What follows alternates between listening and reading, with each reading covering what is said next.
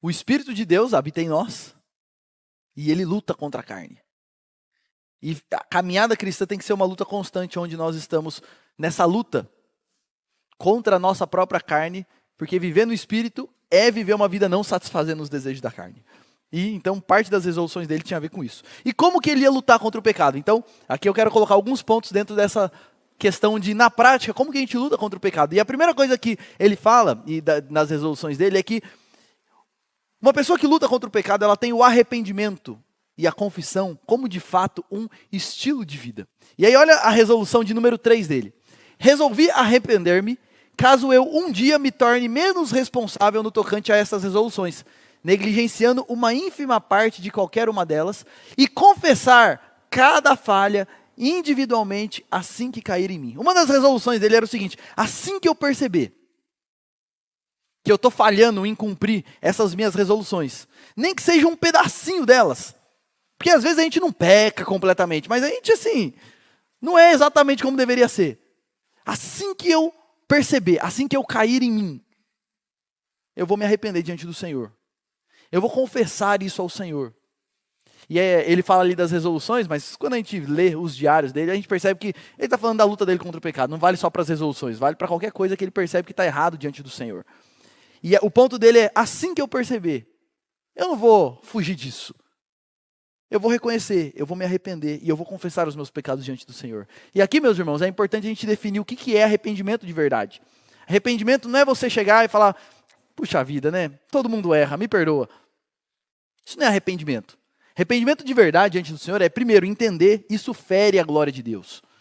Entender que o meu pecado, o grande problema do pecado é contra Deus.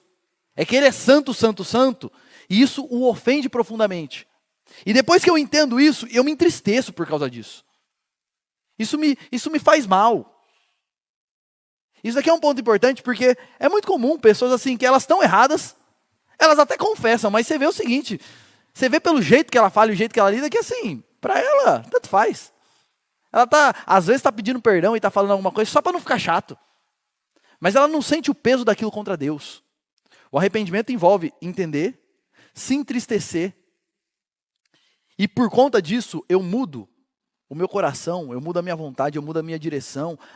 O verdadeiro arrependimento, ele produz frutos de uma vida de santidade diante do Senhor. E olha o que ele está colocando, eu resolvi que assim que eu perceber que eu errei, eu vou confessar os meus pecados. E vou me arrepender disso. E essa é uma pergunta que eu faço para você meditar na sua vida. Quando foi a última vez que você confessou um pecado? Quando foi a última vez que você de fato assim se entristeceu, chorou por causa de alguma coisa que você fez de errado?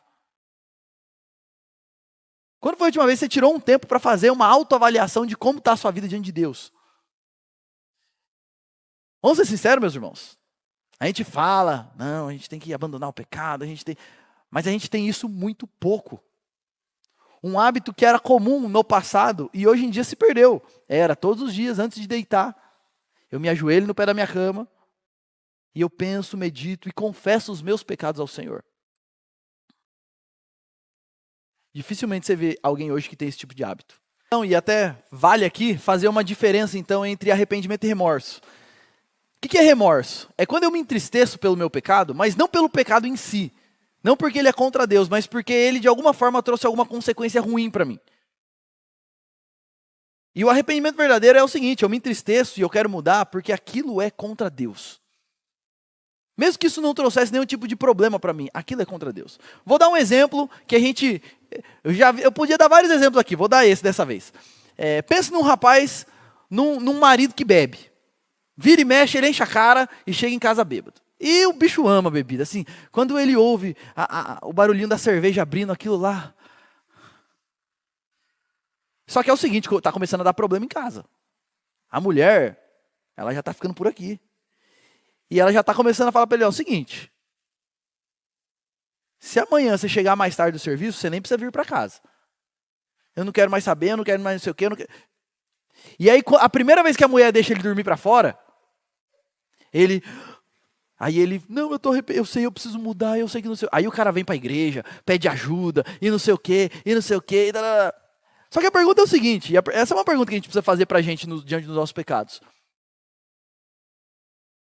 Ele está arrependido porque aquilo ofende a Deus. Então, mesmo se a mulher não quisesse botar ele para fora, mesmo se não tivesse dado nenhum BO, ele ia querer mudar porque isso ofende a Deus? Ou não? É só porque está dando BO.